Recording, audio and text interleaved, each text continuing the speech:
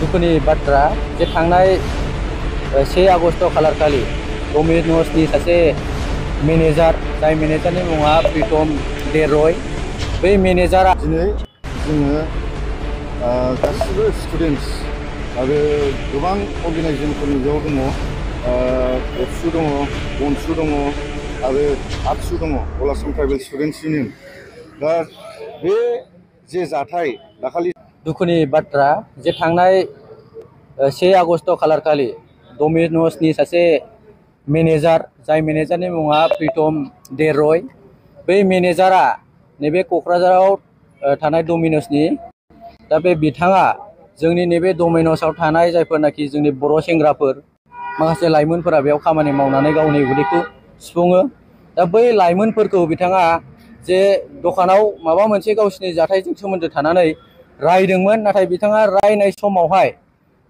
मोनसे हारिखौ टारगेट खालामनानै बिथाङा रायदों बेयो बुंदों जे माने बर' हारिया गावसिनि लेट्रिन सुनोबो समाया होननानै बुंदों बर' हारिया चाइनिस होननानै बुंदों बर' हारिया गुबुन हादोरनिफ्राय फैनानै होननानै बुंदों बर' हारिया आदिबासि होननानै बुंदों बेयो मिथिबायना जोङो बेखौ माने जोबोद दुखु नांदों थारैनो जोङो आदिबासिबाबो जोङो जेबो नङा मिथिबायना जोङो आदिबासि बायदि नुयोबो जानो हानाय थारैनो जोङो चाइनिस बायदिबो नुयो जानो हानाय नाथाय जोंनि गोसो गोरबो मेलेम जोंनि साननाय हनाय गासिबो भारतारियानो जोंबो भारतनिनो सासे नोगोरारि नाथाय बिथाङा जोंखौ नैबे भारताव थानो समाया होननानै बुंदों भारताव थानानै चाइनिस लेंगुवेज रायज्लायो होननानै बुंदों दा बेयो जोबोद दुखुनांथाव आरो बेजों लोगोसे बेयो मोनसे हारिखौल' टारगेट खालामाखै बेयो टारगेट खालामदों बेयो सान्थाल आदिबासिखौ टारगेट खालामदों बेयो टारगेट खालामदों बड'फोरखौ बेयो टारगेट खालामदों बेंगलिफोरखौ मानो बेयो सासे बाहेरानिफ्राय फैनानै कलकातानिफ्राय फैनानै नैबे क'क्राझाराव जोंनि जे मोनसे गोजोननि परिबेस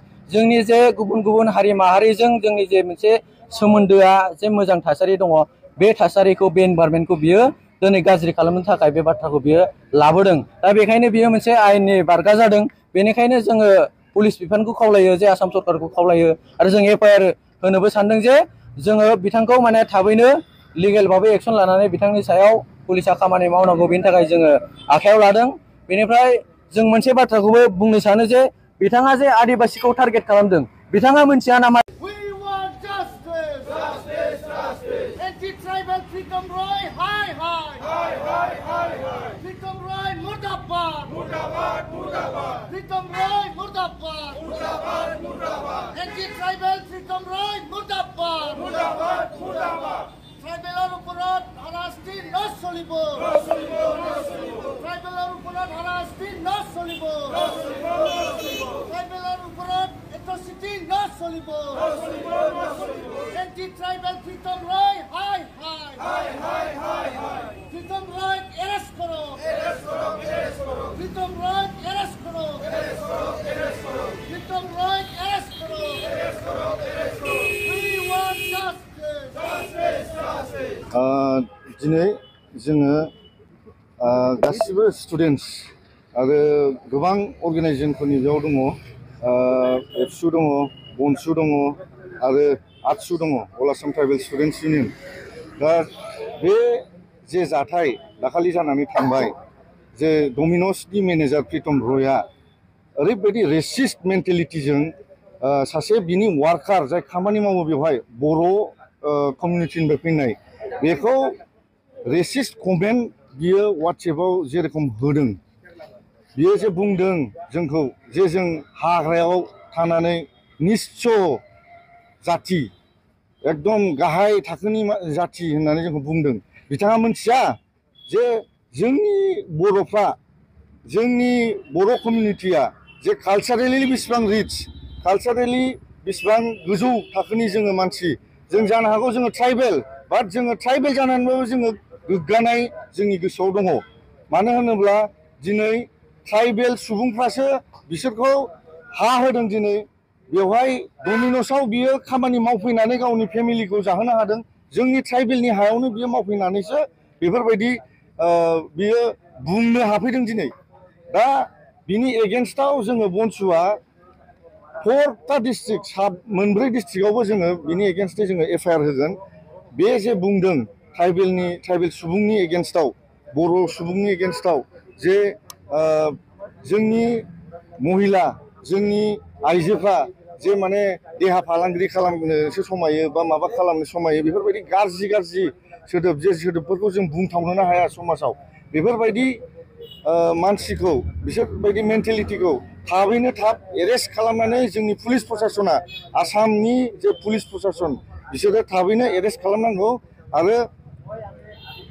हायोब्ला एट्रसिटिस एक्ट जे जोंनि संबिधाना जोंनो होखादों जे आयेनखौ जोंनो होखादों ST/SC एट्रसिटिस एक्ट बे एक्टनि एगेन्स्टआव जोंखौ जेरखम रेसिस्ट बेबहार खालामदों जोंखौ जेरखम गाज्रि माबाजों बुंदों खुगाजों बुंदों बेबायदि मानसिखौ थाबैनो एरेस्ट खालामनांगौ आरो गोख्रोङै बियो पाब्लिकेलि एपलजिबो बिनांगौ बे मानसिया आरो जोङो मोनसे वार्निं होबाय दिनैनिफ्राय जत' बे डमिन'स दं बिशाल दं पिज्जा हाट दं बा अबेबा KFC दं बा अबेबा मोनसे रेस्टुरेन्ट बा माल्टिनेशनेल फुड कम्पानिसफोर दं जुदि जोंनि BTC एरियायाव बड'लेण्ड टेरिटरियेल काउन्सिल एरियायाव जुदि बिसोरो बिजनेस खालामनो फैदोंब्ला जाहाथे बेफोरबायदि